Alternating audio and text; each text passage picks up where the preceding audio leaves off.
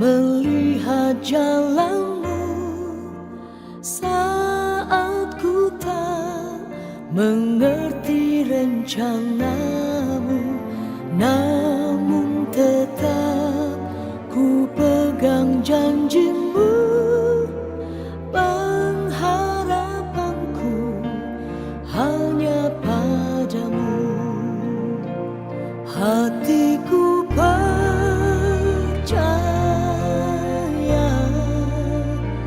hatiku percaya,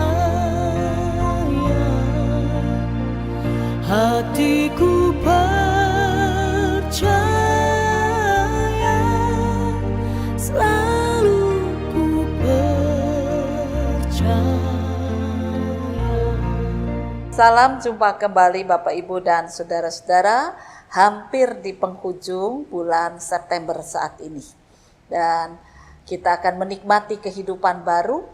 Mudah-mudahan di Oktober nanti sudah menjadi lebih baik ya. Tetapi kita akan terus berjalan dan kita akan belajar untuk menjadi orang-orang yang memuliakan Tuhan di setiap waktu kehidupan kita. Bacaan firman Tuhan dari 1 Petrus pasal 4 ayat 7 sampai dengan 11. 1 Petrus pasal 4 ayat 7 sampai dengan 11. Mari kita akan bersama-sama berdoa. Tuhan Yesus, kami bersyukur bahwa Engkau masih memberikan kehidupan pada kami dan kami boleh menjalaninya dengan takut akan Engkau. Biarlah hari ke depan kami boleh tetap setia dan kami akan merasakan pemeliharaan Tuhan yang penuh dengan keajaiban senantiasa ada pada diri kami. Kiranya firman Tuhan akan selalu menghibur, menguatkan kami. Berkatilah hamba-Mu supaya dia layak memberitakan firman kebenaran. Inilah doa kami dalam nama Tuhan Yesus Kristus. Amin. Kesudahan segala sesuatu sudah dekat. Karena itu kuasailah dirimu dan jadilah tenang, supaya kamu dapat berdoa.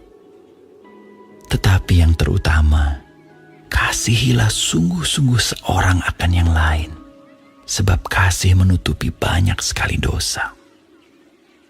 Berilah tumpangan seorang akan yang lain, dengan tidak bersungut-sungut. Layanilah seorang akan yang lain, sesuai dengan karunia yang telah diperoleh tiap-tiap orang, sebagai pengurus yang baik dari kasih karunia Allah. Jika ada orang yang berbicara, baiklah ia berbicara sebagai orang yang menyampaikan firman Allah. Jika ada orang yang melayani, baiklah ia melakukannya dengan kekuatan yang dianugerahkan Allah, supaya Allah dimuliakan dalam segala sesuatu karena Yesus Kristus. Ialah yang empunya kemuliaan dan kuasa sampai selama-lamanya. Amin. Bapak, Ibu, dan saudara-saudara, seorang bapak itu dikenal sebagai orang yang bijak. Dan dia punya sebuah koin dari emas murni ya. Dan kemudian dia ingin berbagi kehidupan melalui koinnya itu. Dia sayang dengan koinnya itu. Tiba-tiba datang seorang anak muda yang bertanya, "Pak, Bapak dikenal sebagai orang bijak, apakah yang harus saya lakukan ketika saat ini hidup saya sangat susah?" Lalu terjadi percakapan, ditanya siapa kamu, tinggal di mana, dan seterusnya. Dan anak muda itu mengatakan, "Saya anak kos, saya tidak lagi dapat sumbangan dari orang tua, karena di desa pun mereka mengalami paceklik. Dan oleh karena itu saya ingin mencari kerja di tempat Bapak, atau Bapak mengarahkan saya untuk berbuat apa. Bukankah Bapak dikenal sebagai orang bijak?"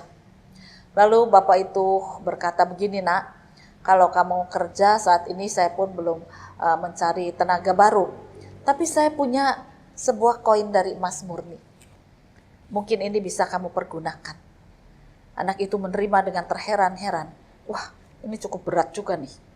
Ya, kalau dijual pasti ini ada harganya ini.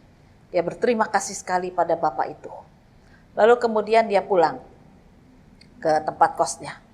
Tapi sampai di rumah dia melihat ibu kos sedang menangis sambil memeluk anaknya. anaknya itu panas sekali badannya.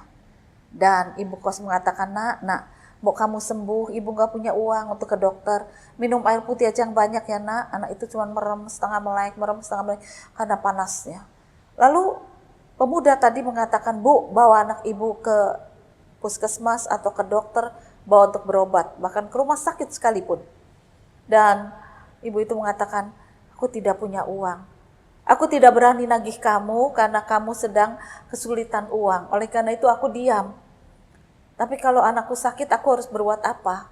Dan pemuda itu dengan penuh sukacita mengeluarkan koin emasnya dan berkata begini, pergilah, obatilah anakmu. Aku dapat hadiah dari seorang bapak, sebuah koin emas. Maksudnya untuk hidup dan bayar kos. Anggaplah ini sebagai bayar kosku. Wah, ibu itu kaget.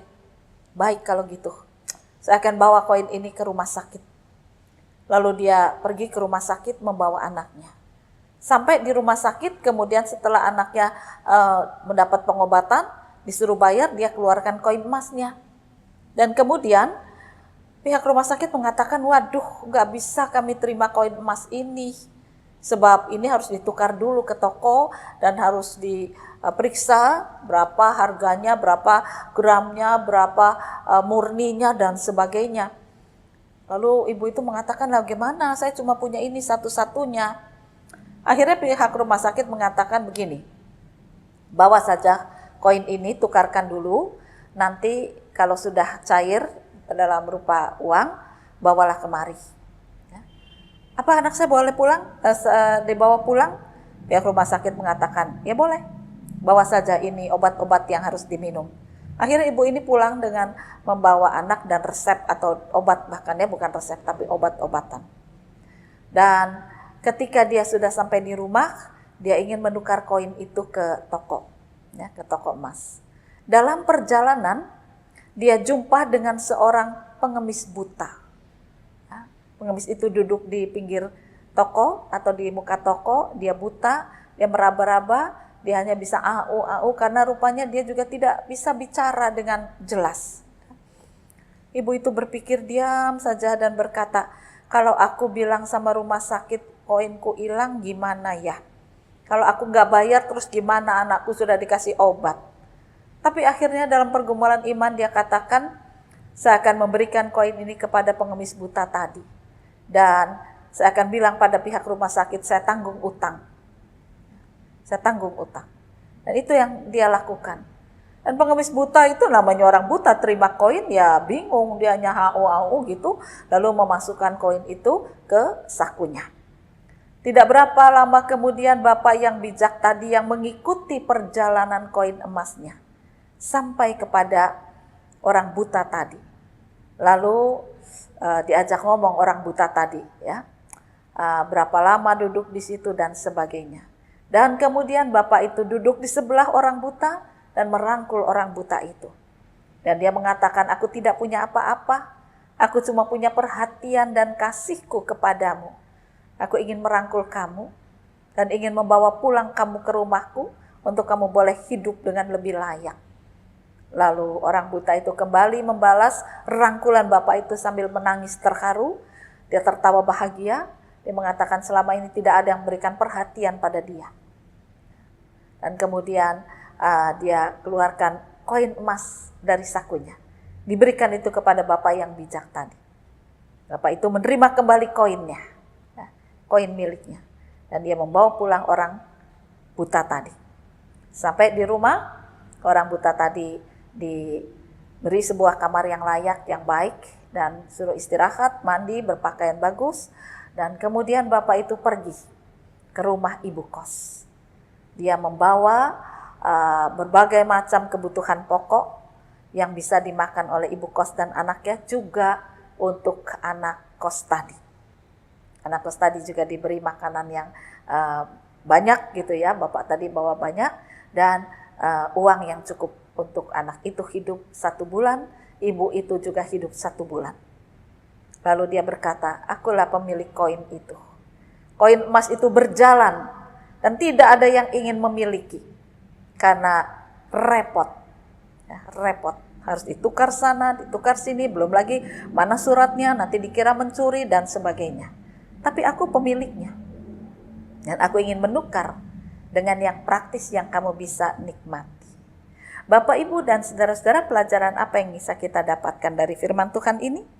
Hiduplah sebagai orang Kristen yang tulus, yang baik, yang jujur, yang benar di hadapan Tuhan. Pemilik koin emas ini tulus, ingin membantu. Dan kemudian pemuda kos tadi tulus, ingin juga membayar tapi juga ingin membantu.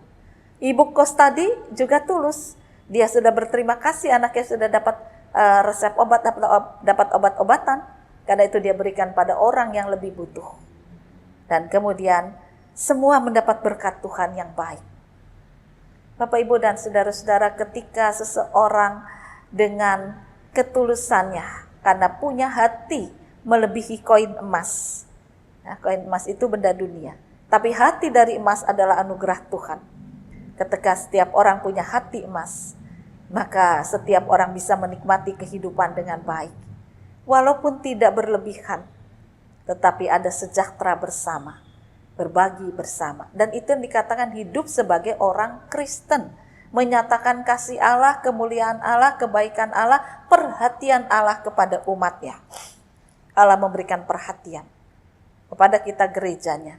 Mari perhatikan juga sesama kita, supaya mereka tahu mereka diperhatikan juga oleh Tuhan.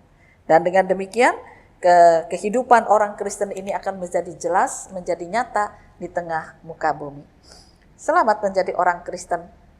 Jadilah orang yang berhati emas, bukan sekedar koin emas. Tuhan memberkati firman-Nya. Amin.